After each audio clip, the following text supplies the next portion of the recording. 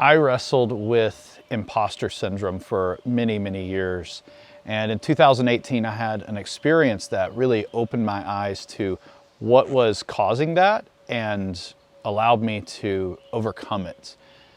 So if you are dealing with imposter syndrome, that feeling that I don't belong, sooner or later somebody's going to figure out that I'm not qualified for wherever I'm at, this video is for you, and hopefully by the end of it you will have the tools to readjust your mindset and be free from that. You know, the Bible says that you are fearfully and wonderfully made, and God has numerous plans for you, plans to prosper you, not for your destruction. And yet, even knowing that, I felt very much like I was in over my head, particularly with the role that I had in the U.S. Navy. I was in the Navy, I was active duty for 5 years, and then I was in the reserve for 12 years. And in 2018, I was promoted to E7 to a rank called Chief Petty Officer. And with that promotion comes a 2-month initiation, very much like a second boot camp. And there were 8 of us in our region, 8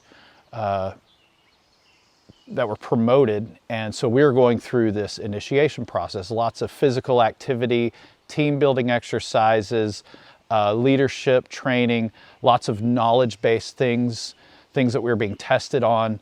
And I was really wrestling with this feeling like I don't belong here. I don't know how I got here. I don't know how I got selected. And at some point around the middle of this initiation, they had us do this activity where we voted on who we thought was the most valuable member of our team, of the 8 of us. And somehow I won. I ended up with 2 votes, and I won that. And I was just like, okay, that's not a very big pool of people, right? So who knows, maybe that checks out. I don't know, but I couldn't figure out why anyone would vote for me. And then at the end, we had a week where the whole region came together, and there were a lot more of us that were being promoted. So there were 25 for this final week of this initiation process. And during this week, about the middle of the week, they did the same thing, the same exercise. Vote on who you think is the most valuable member of your team. And I got 8 votes. I got a third of the votes, and that really messed up my reality. I could not wrap my head around that, and I didn't have time to. We just kind of moved on right to the next thing, and I was just like, what just happened? And I wrestled with that for a long time, and it took me really thinking through the decisions that I was making during those 2 months of that initiation process, and thinking about my value system and the value system that had kind of been created, not kind of, definitely been created through my career in the Navy. You see, promotion in the U.S. Navy involves an evaluation, this document that talks about everything you've done over the last year, but it also involves an exam. And every year you take this exam in hopes that you'll make it. So if you pass the exam, then you're ranked against the other people in your community who also passed, and what they rank is your evaluation. But first you have to pass the exam. And I was terrible at exams. I couldn't seem to retain information, so I focused on studying.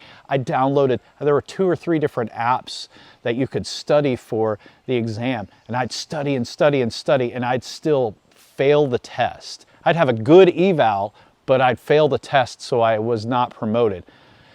And so finally, I scored just good enough to pass the exam, and then I was promoted to Chief Petty Officer. And then I'm in this group of people, and 24 other people voted and said I was the most valuable person. But I was sitting there going, I'm the least valuable person. I can't remember all the information. When we'd have a in-person like quiz or something and they're asking questions, I almost never answered because this information it was a lot for me. It was a lot. But I had started making a conscious decision during those 2 months, and really in particular that last week, I made a conscious decision that I was going to do everything that I could to help my shipmates, to help my fellow teammates. And so that was my focus. And I couldn't help with knowledge-based things very much, but what could I help with? Really something that, like, in my mind, I wouldn't value that much, but it was just keeping spirits up, keeping morale high. When we're doing tasks that are extremely physically demanding and everybody is like, their souls are being crushed by the task, I'd be kind of silly. I'd joke. I'd try and lift people's spirits up. I was trying to keep morale high, trying to focus on team-related things. But what had been created through all those years of failing exams and studying for exams was I didn't see what I was good at. I saw where I needed to grow. I couldn't comprehend my strengths because the magnifying glass was constantly on my weaknesses and my areas of growth. My own perception of what I brought to the table had been shifted because I kept focusing on what I needed to work on. And I've got good news. You are not the sum of your weaknesses or failures. You're also not the sum of your strengths and your victories. You have intrinsic value in you. You are fearfully and wonderfully made. You have value. But you need to stop focusing so much on your weaknesses. If you need to grow in an area and it's like life or death, then by all means grow. Figure out how to grow. But you need to take time and consider your strengths. Consider what you bring to the table. At your workplace, what do you do? What is maybe your personality trait or your natural tendency that no one else has? In your relationship with your spouse, opposites attract. Don't focus on trying to be exactly like your spouse. That's a terrible idea. You actually complement them. Figure out how to complement them with what you're good at, what your tendencies are. This has drastically changed my perception of myself, my perception of other people, how I raise my kids. Because you can get into the same thing with other people. You focus on what they need to improve. If you have a team and you have one person that's below par, everyone knows what they need to improve on.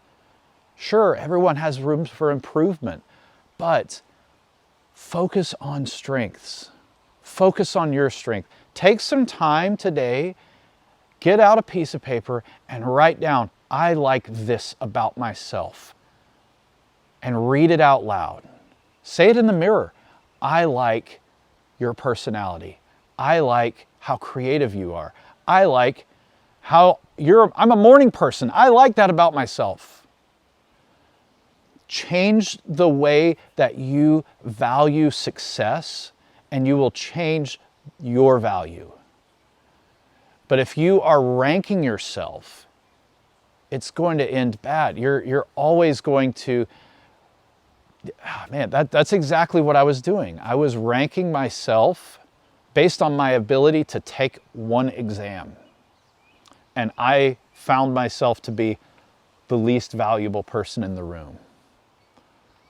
Don't do that. Don't narrow your vision down to a couple of things that you don't do well and hyperfixate on those, right? If you need to work on them for sure.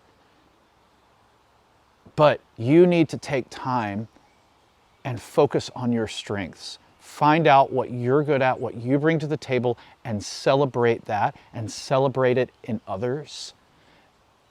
and you will change your mind, you'll change your heart, and you will be free from imposter syndrome. It won't have room in your heart. It won't have room in your thinking. Hey, God bless you. Thank you so much for watching.